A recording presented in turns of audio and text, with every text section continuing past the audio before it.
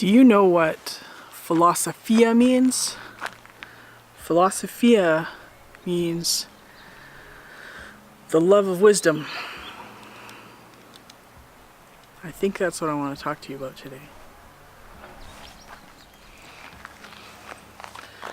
Ever since I was a kid, I remember my mom praying for wisdom and strength, and that we would have wisdom and strength in our life and in our days. And we travel down a road in life, and you need wisdom and you need strength to be successful in life. I think that fools go through a lot more folly than wise men, and if you can love wisdom and apply it to your life, you will prosper and the chances of success are a lot higher. Do you ever think of yourself as a superhero? Well, I think you should, because I believe that God makes storylines and uses stories to inspire us to believe in ourselves and to believe that we can do incredible things in our lives with our lives. And I think that we should make the most of our lives by loving other people well and risking our lives and being vulnerable in order to help others. Do you think these superheroes can do their job of being a superhero without making themselves vulnerable to attack? They're always getting attacked. And I think if we just want to avoid attacks all the time and not engage and not have conflict in our lives, then we're not going to be superheroes. We're not going to be walking in our destiny. And I think that God really is calling us to be amazing people, because He's an amazing God, and if He's our dad, we're going to be like Him. We're going to be amazing too. Greatness should always be in your eyes. If you want to be wise, you should hang out with people that are wise. I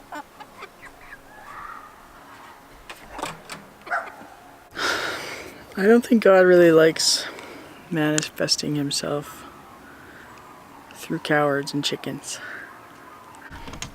I think we're called to be brave and courageous and bold as a lion. This is the target. When God talks about sin, or the word sin, when sin is used, it's actually an archery term that means to miss the target.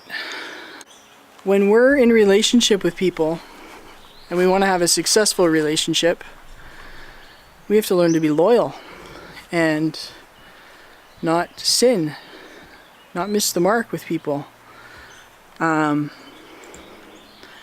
People get offended all the time when something is pointed out as wrong or sinful.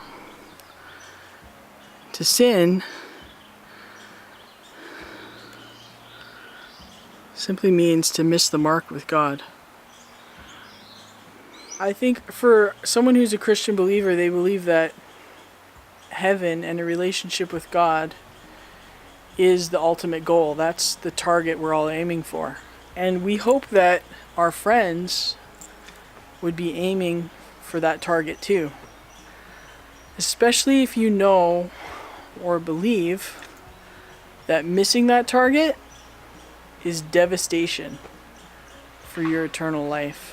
I think a lot of people get offended when somebody might coach them and say, "Don't do that, it's a sin." In our modern culture, we get offended and we feel like we don't want the feedback. We don't want the coaching. We want to silence it. We want to be left alone to make our choices and have our own consequences. The most beautiful thing that you should receive from anyone is feedback about the choices you're making in your life and how you can do better to hit the mark. You have to realize, like, the heart behind people that are trying to help isn't malicious. It's out of genuine concern maybe for your eternal soul and where you might end up. God has some parameters and boundaries and things, and He's a loving God, but He's very boundaried. As Brené Brown would say, the most loving people in the world are boundaried, and God has a boundary around heaven, and He has certain things, and you don't want to miss the mark. Nobody wants you to miss the mark, and we're rooting for you. We hope you have a successful life, that you're victorious. So that's my Philosophia, my love of wisdom for today. Take care.